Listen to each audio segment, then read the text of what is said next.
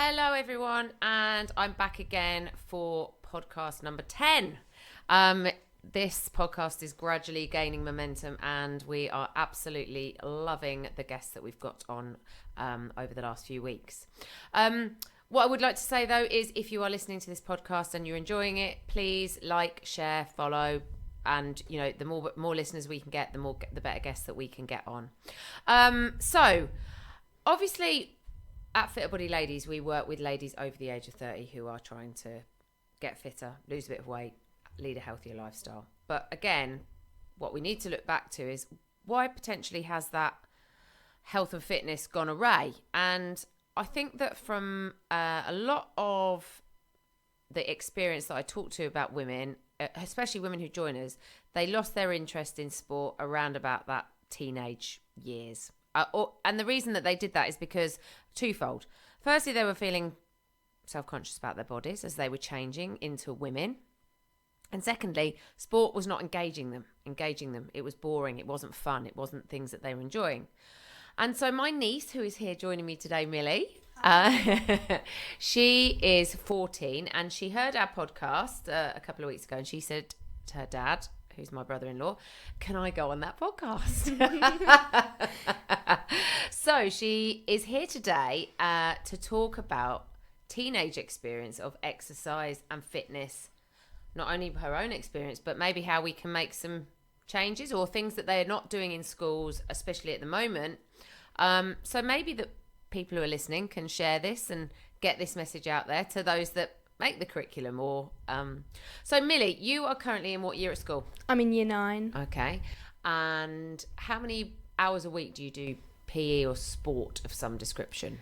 So I have 2 PE lessons a week, which are both 50 minutes long, and I also have a dance lesson, which is 50 minutes long. So around about 3 hours a week? Yeah. Okay. And so in those lessons currently, as it's the summer term, what things have you been doing? So in PE, I've been doing lots of outdoor athletics like running and relay races and things like that, and jumping, kind of preparing for sports day because that's what we have in summer. And then in when dance, is sports day? Sports day is July, like the middle of July.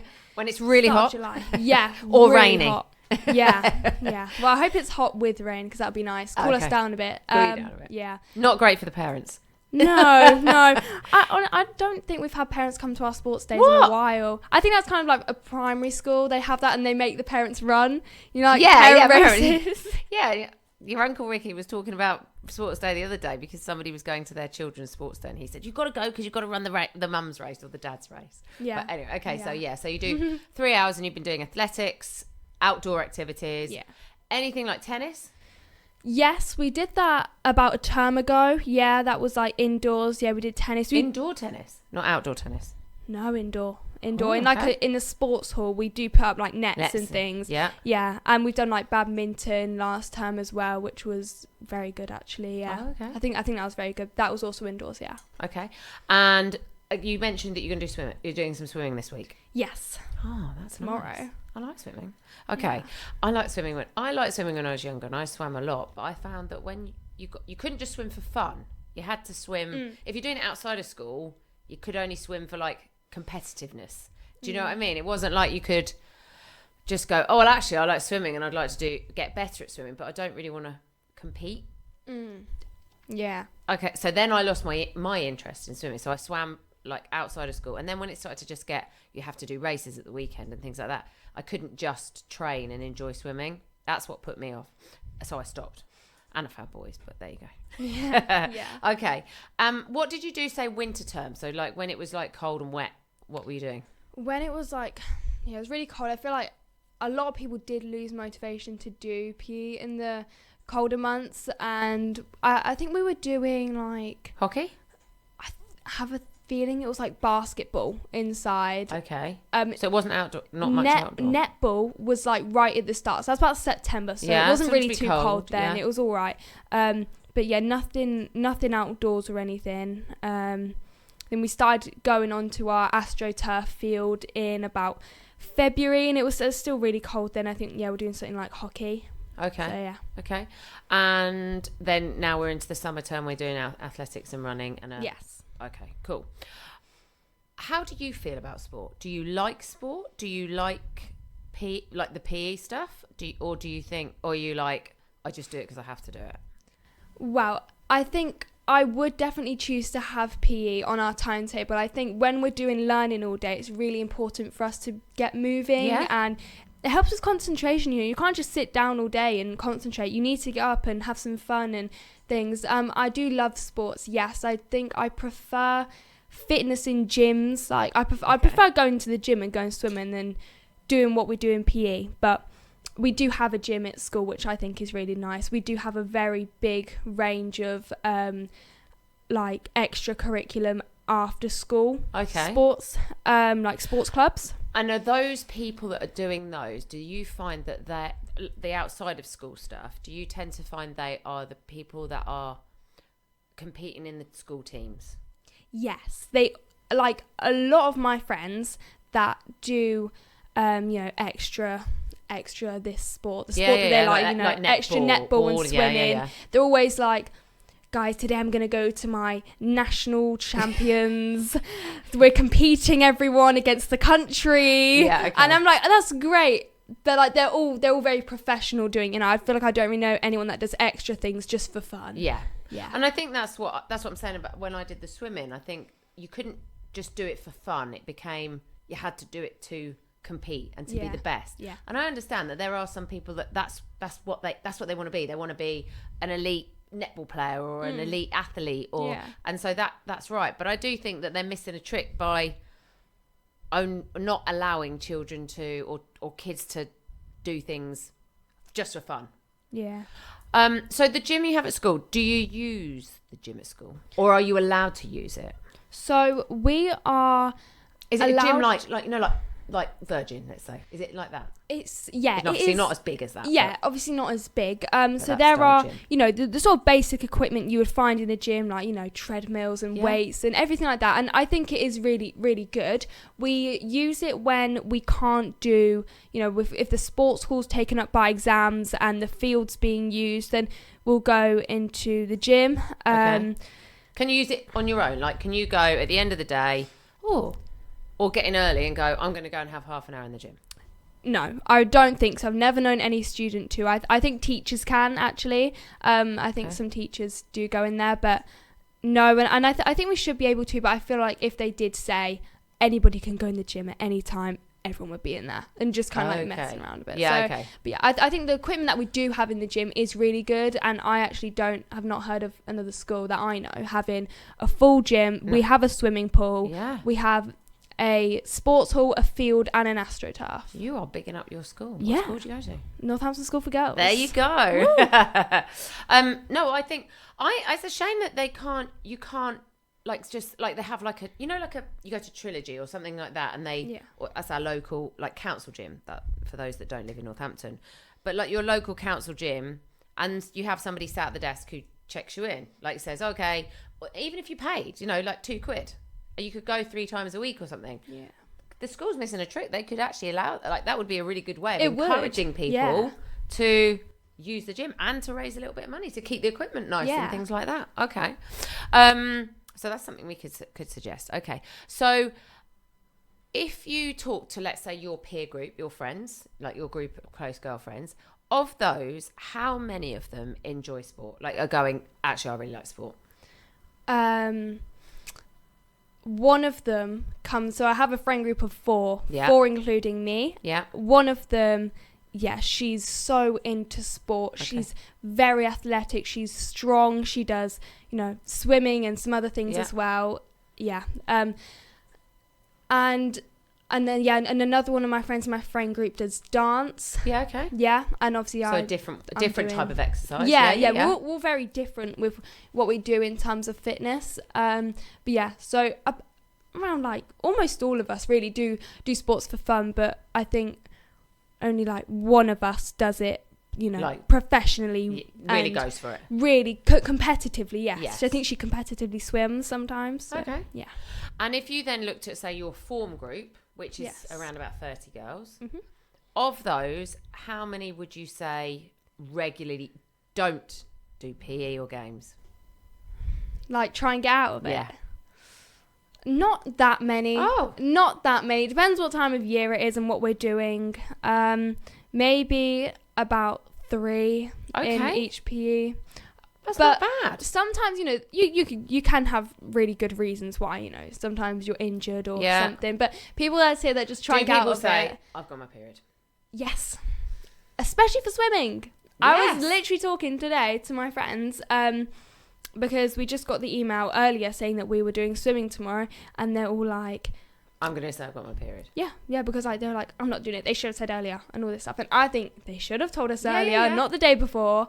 But yeah, and I understand, you might not even have your swimming costume or swimming hat and everything ready. But yeah, so many people would say that for swimming. Not really for the other things in PE, like sometimes they might, but for swimming, that's like the common main one. Yeah. A common one. Okay. I remember that was a big one at school for me, for like my peer group. I went to a girls' school as well. Yeah. And again, that was the common one. Like, I've got my period. I don't want to do PE. So. Or they would say, I've got my period. It's too bad. I can't do it. And that's sad that they have to think, because actually, as you go through your life, you've got to get used to having them, and you've got to do things when you've got them. Yeah. Okay. And you can work out. You just maybe do it a little bit lighter. So actually understanding how you react when you... Learning about, your body. That's and right. what feels, normal or uncomfortable. Like what you need to understand, how your body's working to then be like, on these days I'm going to do a heavy workout. I'm going to swim. I'm going to do this. But on, days if you're not feeling great on your period, yoga. Yeah, exactly. Mindfulness. Have you done any yoga? Light. Ooh, well, go on. A long time ago. About a year ago, I used to do like home workouts every day, and I did Pilates. Oh, good girl. And I really liked it. Yeah, I used to follow like these 5-minute videos on YouTube of, like. And what got you into that? What made you think I want to do Pilates? Because that's quite an adult, like, I don't know many teenagers or kids who have a go at Pilates. Maybe yoga they do, because that's something that's offered at school or an after-school activity. I think you hear yoga more. A lot. I honestly, like, before... So Pilates, people talk, they're in their 40s, they do Pilates. Yeah, like, you don't hear it a lot for, like, amongst young people or anything. What got me into it was I started to get very interested in, like, fitness and, living healthy and stuff about 2 years ago. Yeah. And I was always very, I was healthy and was active, but I was like, I want to just be a little bit more so I can focus better at school and sleep well. I don't even know what came over me. I just thought that one day.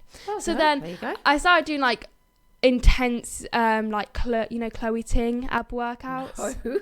Oh, she's a she's a YouTuber or a TikToker? Which one? Yeah, like both.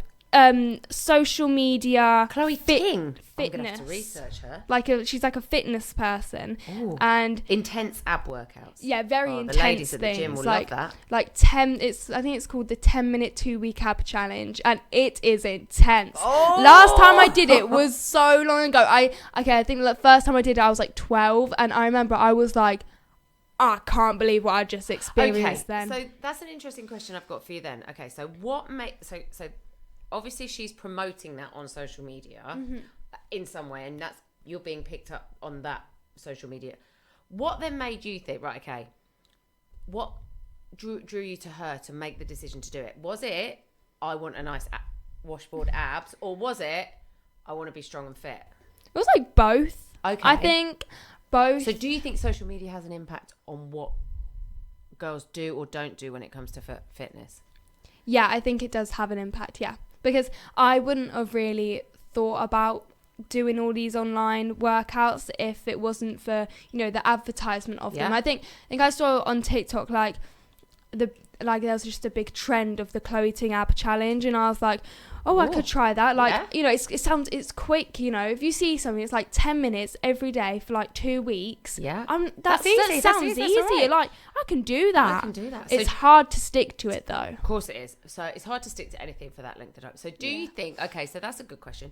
Do you think if school offered maybe, not necessarily Chloe Ting's ab challenge, but they would like, almost like a challenge for people to stick at coming to, if they were struggling to get girls, because we do find that girls tend to drop off sport as they get to sort of 14, 15, 16. Again, as I said, for a number of different reasons. Social, how they feel in their own bodies, how confident they're feeling.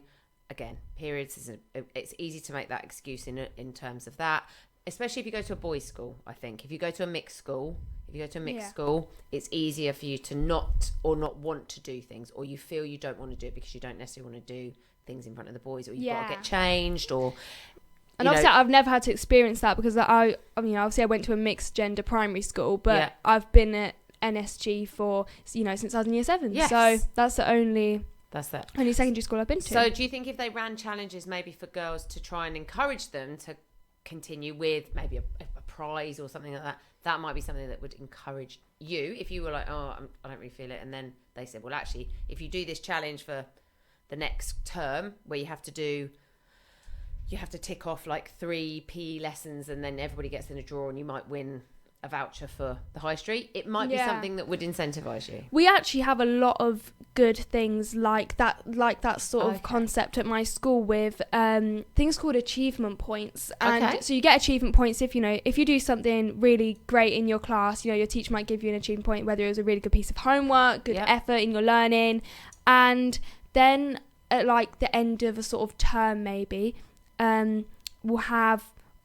like names of people. Okay, no, it's 100% right, but they'll have like names in a little pot, and they'll like pull those out of people that have like a lot of achievement points or a lot of excellence or whatever, and then they'll get like a voucher or Easter eggs. Cool. So they just something like that. That's good. Yeah, and I think it's really, really good that we have that, and I think I'm very lucky to go to the school I do go to because I think that they are great. That's good. Yeah. So I think that's a good.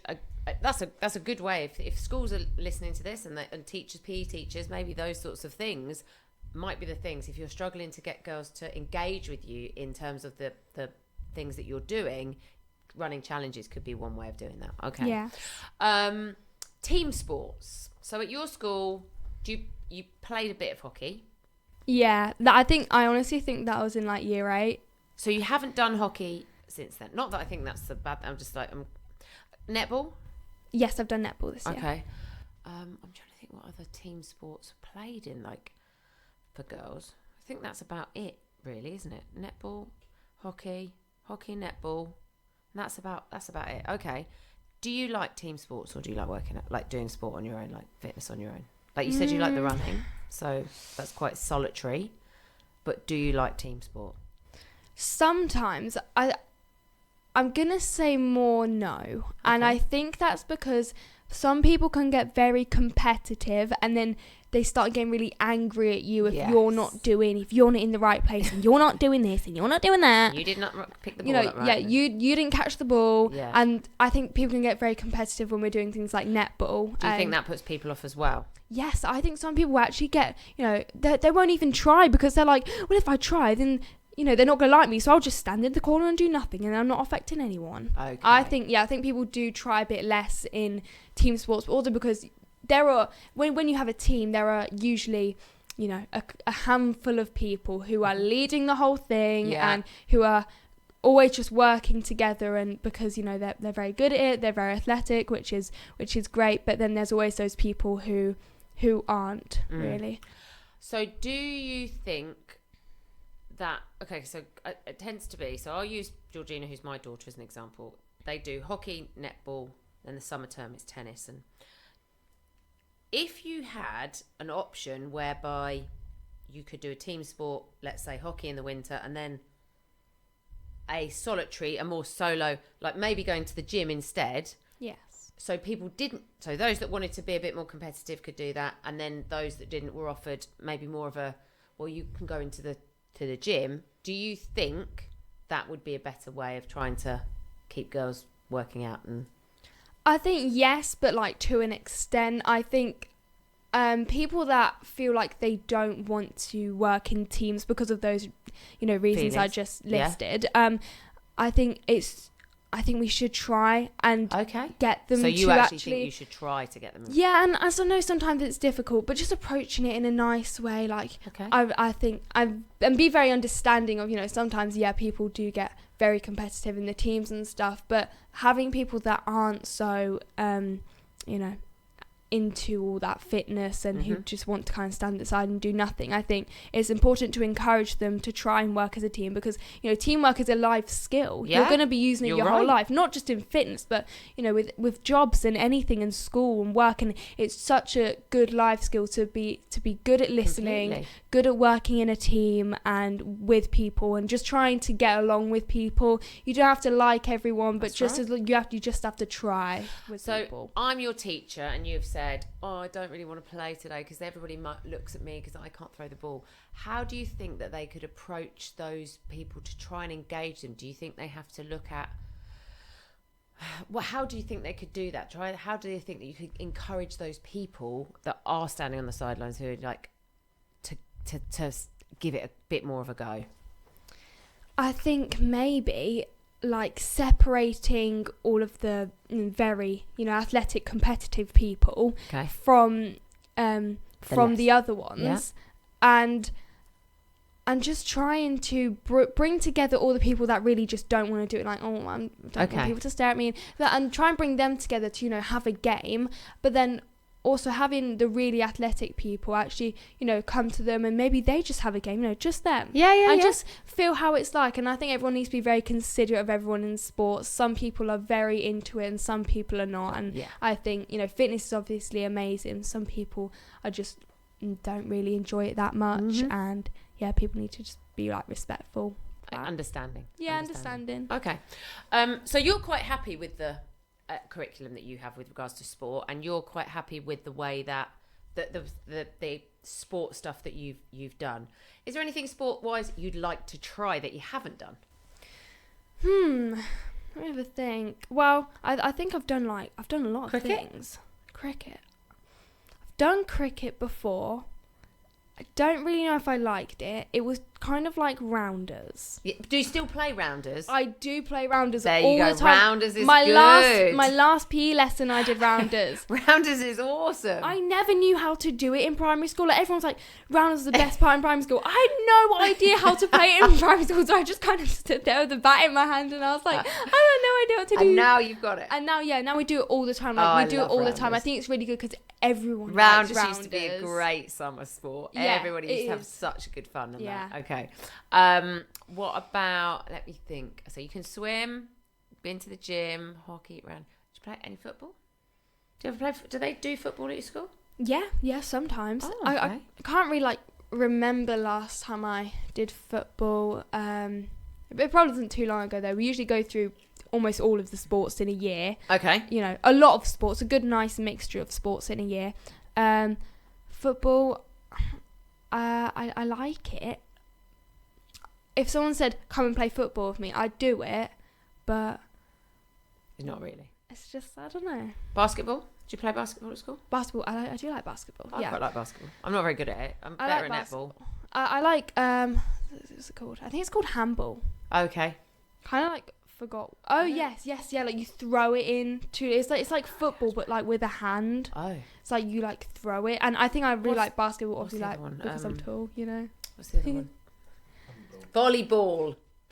Yeah, we do volleyball. Yeah, we gotta whack it with big beach balls. Oh, we have awesome. Big That's really cool. like spiky balls with faces on at my school, and we'll like hit it over like the net, and it's really fun. Yeah. Oh, we actually do that sometimes. You are lucky. You are lucky. I think, you know, I feel the school I went to, they offered pretty much everything. I don't think they were particularly encouraging. If you wanted to be off, they allowed you to be off. That is a long time ago now. Again, I think that for girls who are struggling, especially with their own body image, it can feel quite daunting, especially if you're in a mixed school and you have to take those, you know, you have to be with boys who can be rough and tumbly, and I think they separate things out quite a bit now. I think they separate it. Obviously, I really don't know, but I actually think that boys and girls get separated in mixed schools while doing PE. Yeah, I do. I think that's what they do. I think PE might be different, but games. What's the difference? Well, PE was tended to be indoors. Yeah. And like more. Like fitness and games and then games was like rounders. Yeah. Yeah, Yeah. games was like a rounders. Yeah. So we had like a game session in the afternoon, and then PE would be like 2 1-hour blocks in the week. So like you'd go, it's maths, then PE for an hour, and then you'd go back to like French. While in games, you'd be like, you'd have all day, like morning session, like lessons, and then the afternoon would be just 2 hours of hockey or whatever. Yeah. Okay, so if you were going to talk to the guys at the top who are creating a curriculum, and they are saying, well, actually, we're trying to encourage more girls to continue with sport past, say, 14, 15, up to, say, 18. What kind of things would you encourage them to do? Because I'm not sure, when you go to A-levels, I don't think any PE do. Because it's not a choice. So yeah, I actually think while you're doing like GCSEs, I think you do still have PE. Yeah. Just obviously because of fitness, but yes, I'm not sure. But I think you do have a little bit of like PE with because your obviously GCSE make some subjects. Choices, don't you? You make choices, and if you haven't chosen PE, do you then still get PE lessons? I have a feeling you do. Okay, but I don't know. I can't remember. I think you should do. Harrison did PE, so he definitely did PE. Yeah. Yeah. And it's a long time ago that I can't remember. Okay, so if you were going to say to, let's say, like Rishi, who's the Prime Minister, right, that they're saying, we need, Millie, come and give us a bit of advice about trying to keep girls in PE or fitness or doing some activity post 14, 15. What kind of things do you think you could encourage them to do at schools, in schools? Do you think variety, or do you think it would be more, like you said, splitting up those groups more? What do you think would be? I think if, obviously some people have a sport or some sports that they really love and they're very athletic and, they do that and they think they want to stick to that, but some people don't. And I think the people that don't should get a say on, what sports have you not done? And things like that you'd want to try. Obviously, because, sports and fitness is, it's life. Yes. It is. No, so, it's good. It is life. It is life. It is. So, yeah, I think they've got to talk to them about what they want to do, what they've never done, and putting yourself out of the comfort zone for a bit is very important. Trying to encourage people. because with like swimming and things, you're not gonna like step into a swimming pool and like know how to do it and feel 100% comfortable in there. So, and it's a life skill. Like it is. Yeah. I always say that if you can't, being able to swim can save your life one day. It can. So there you it go. definitely can save your life. Food though, that's another thing. So food. Obviously, we've talked a lot about fitness. What are you taught much about food and things at school, like in terms of how to be nutritiously and healthy with food, or do you think that's neglected as part of, say, keeping fit and healthy at school?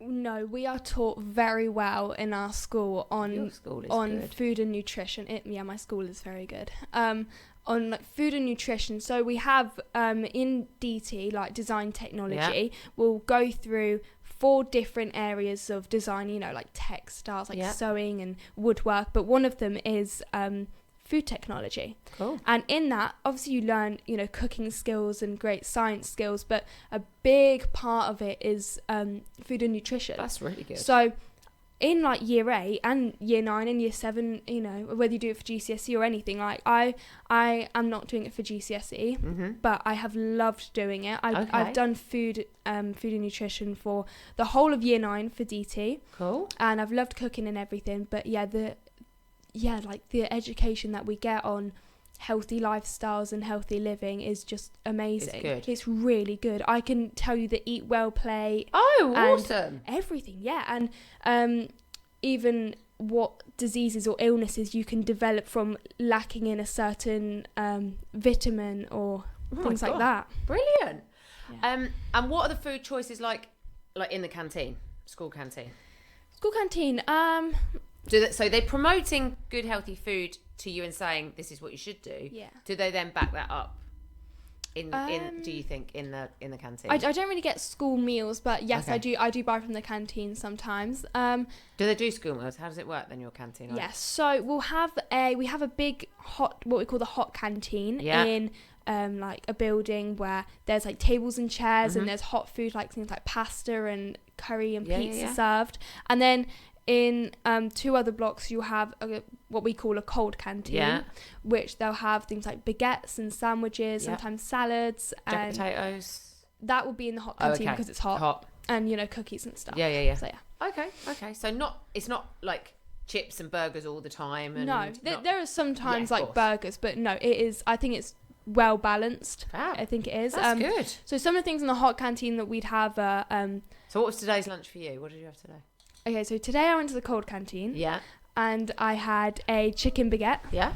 Which was great, and I also had a muffin and an ice lolly. But that was just the stuff that I bought because I was coming here, so I was like, I'm going to be really hungry after school. So and she didn't know what I would buy. So but then at break time I bought some fruit and stuff. So yeah. So you think that your school is good at encouraging you to not only learn about food but eat good food too? Yes, we're very that's well good. On things like that. Yeah, that's good. Think that's great.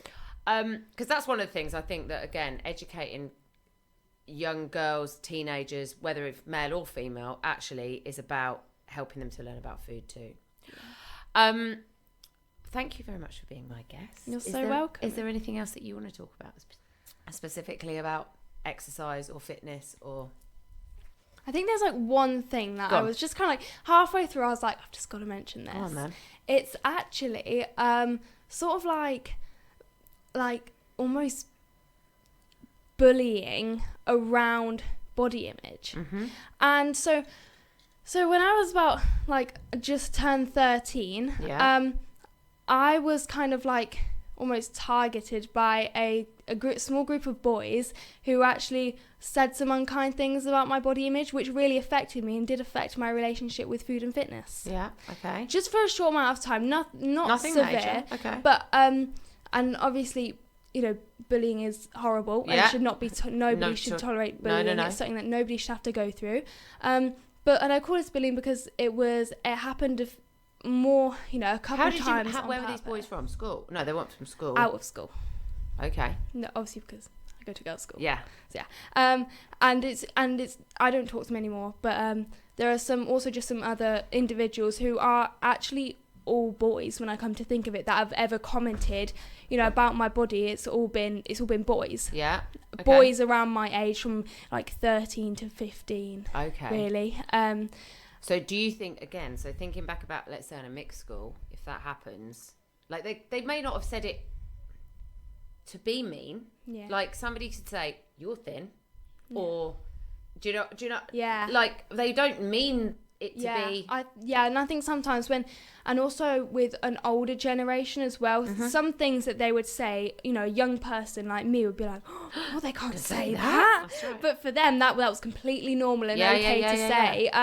But yeah, obviously the people that would be saying it are not old. They're around my age. Yeah, exactly. And I just think that is something that I wish I could help people on. Okay. And sometimes I just think they probably weren't even. And this isn't the group of boys. It's just a few individuals that I've had that are boys, and I've sometimes thought they probably weren't even trying. I think of what happened. They weren't probably trying to be mean. No. It was just a comment, but because of some things I've experienced before, I'd really worry about it and stuff. And I think it really can affect your relationship with food and fitness a lot. Yeah. So the lesson there is, people, when you think you're going to say something, even if you don't mean to be mean, just don't. Try not. Yeah. Yeah, and I think before you say it, because it might affect somebody in a way that they don't realise. Yeah, and that could not even just be. It could be about anything. I think also if somebody's if you meet someone and then you see them again in I don't know, a few months, and you realise that they've either gained or lost a lot of weight, complimenting them and being like, oh, you've lost a lot of weight, it can actually be damaging because you really don't actually know what they're going through and how they could be, depressed or anything like that. They could be, hurt. So, I think that's kind of what I want to talk about. So you think that's something that, and again, teachers need to be aware that should be spoken about a lot. And we have had like a good amount of, as I said, I'm very lucky to have my school. Amazing. And in PSHE we have gone through some topics of body image and things like that. But I think in my experience it's a bigger issue. Yeah, it's a big issue than other things, than other things in PSHE, or than other things that you think you might come across. That I feel like is something that kind of goes on in my head every day. Okay. And I know it's not just me. I know it can be a lot of people, girls and boys of any age. Yeah. Not so when their bodies are changing or they're looking different because they've got taller or thinner or put a bit of weight on. So people be aware they need to think. I really could like. And I'm really happy that I've said this now because me, just about over like a year and a half ago, that was when I was struggling with like the Chloe Ting thing. Chloe Ting, yeah. I love doing Chloe Ting, But that can, like, if somebody says something to you, it might, I don't know what they said to you, and I'm not going to pry into that. But let's say somebody could say to somebody who was, let's use it on the boys' side, like they could say to, well, you're not very muscly. Yeah. They could get completely obsessed with something totally wrong, and they could either just end up working out so much that they end up feeling ill. It's a big like topic. It is, because it can lead to so many things. You can make yourself feel ill. You can you would stop working on your schoolwork when that happens, and you can get anxiety, not like what you used to like sports and things like that, and just constantly feeling upset. It's such a big thing. I could talk about this for ages. Really. And I think you're right, but I think if you look at the that in terms of people giving up, I think sometimes kids give up sport because somebody said something. Yeah. Because they've said, well, you can't run very fast, or you're not very good at catching that ball, and so I think you're right. I think people have to think. They have to be taught to try to think about other people's feelings when not only just how people look, but when they're actually trying to do something and improve themselves or take part in something. Yes, that's very important. Yes. Cool. Millie, thank you very much. You're so welcome. I've loved being on here. Good. Are you going to come back again? Yes, I would love to. Fabulous. You've been an amazing guest. So, ladies, thank you. Let me thank Millie, and thank you all for listening to us. And I hope you all have a very warm, hot few weeks, because I think it's going to get hotter.